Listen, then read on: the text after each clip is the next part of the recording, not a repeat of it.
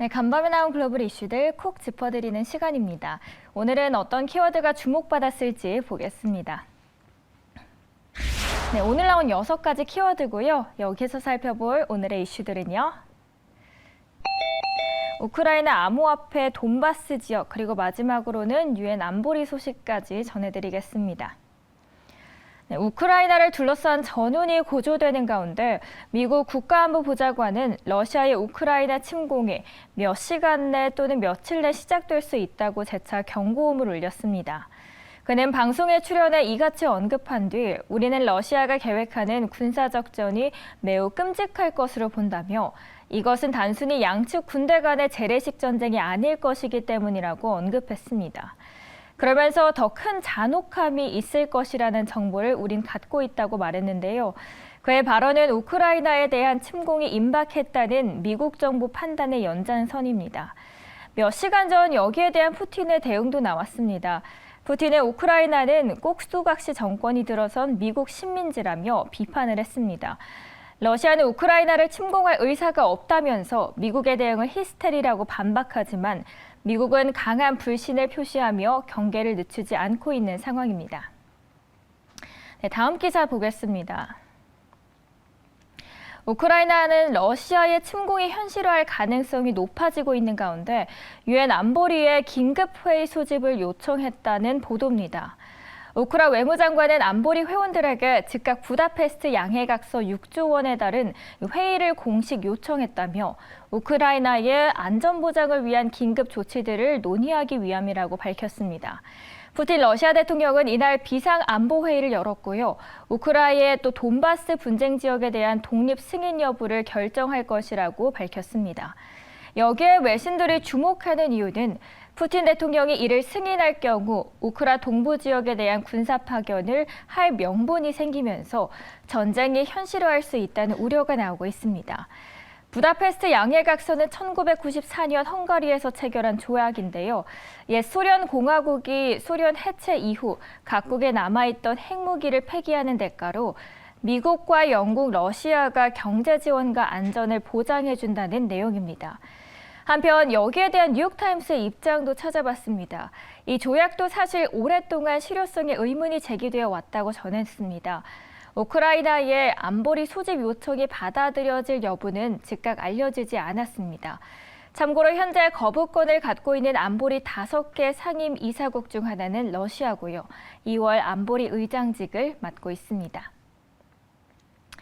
네, 앞선 기사에서 우려했던 푸틴의 승인이 많은 이들의 경고 속에서도 불구하고 정말 현실화가 되었습니다.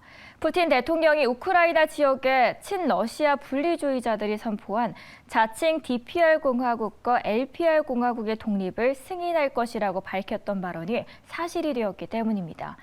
이날 돈바스 공화국에 대한 독립 승인 문제를 논의하기 위한 국가안보회의 긴급회의를 한 뒤 프랑스 대통령과 독일 총리에게 전화통화를 하면서 회의 결과를 설명했습니다. 푸틴 대통령은 우크라이나 정부의 대규모 포격 등과 관련해 독립 승인 요청이 들어왔다면서 이에 조만간 해당 대통령령에 서명할 생각이라고 밝혔습니다. 이에 마크롱 대통령과 숄츠 총리는 큰 실망을 표시했고요. 뿐만 아니라 EU와 독일에서도 협정 위반이라며 강력한 경고를 잇따라내고 있습니다. 하지만 여기에 푸틴 대통령은 우크라이나가 나토에 가입하면 러시아에 대한 위협이 매우 증가할 것이라고 지적하면서 돈바스 상황이 개선되지 않는 한 두 동아국의 또 독립을 승인해야 할 것으로 본다고 견해를 밝혔습니다. 외신에서 이 같은 승인을 우려하는 이유가 있습니다. 블룸버그의 기사를 함께 봤는데요. 러시아가 실제로 두 공화국의 독립을 승인하게 되면 우크라이나 정부군과 싸우는 분리주의 공화국 반군에 또 공개적으로 군대를 파견하는 길이 열리게 되기 때문이라고 설명했습니다. 이러한 러시아의 행보는 따라서 우크라이나와의 무력 충돌을 야기할 위험성이 크다는 분석입니다. 네, 다음 기사는 이 지정학적 리스크는 암호화폐에도 혼란의 물결을 퍼뜨리고 있습니다. 미국과 러시아가 정상회담을 추진한다는 소식으로 비트코인이 조금은 회복됐으나 이 소식의 약발이 소진함에 따라서 37,000달러 선까지도 밀렸습니다. 이날 비트코인은 오후 한때 미러 정상회담 추진 소식으로 39,000달러대까지 반등했죠. 그런데 미국과 러시아 정상회담이 확정된 것은 아니라는 소식이 전해지면서 다시 하락하고 있는 것을 보였습니다. 이처럼 국제적 정세에 따라서 비트코인의 가격 유동성이 커지고 있습니다. 앞서 바이든 미국 대통령과 푸틴 러시아 대통령이 우크라이나 위기와 관련해 정상회담을 열기로 원칙적으로 합의했다고 보도했죠. 그러나 미국이 러시아가 우크라이나를 침공하지 않으면 이란 단서를 달았고 이 러시아도 아직 구체적인 계획이 없다고 밝힘에 따라서 미러 정상회담이 실제 열릴지 예단할 수 없는 상황이 됐습니다. 이에 따라서 비트코인도 다시 하락 반전했고요. 전일 우크라 위기 고조로 38,000달러 선까지 떨어졌었죠.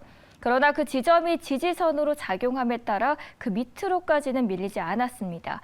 미러 정상회담이 불투명해짐에 따라서 38,000달러를 하향 돌파하면서 37,000달러대까지 주저앉은 겁니다. 지정 확정 리스크가 또 암호화폐 시장에서도 큰 변수로 작용 중입니다. 이렇게 잠든 사이 나온 따끈한 외신이었고요. 오늘의 키워드는 우크라이나 그리고 암호화폐였습니다.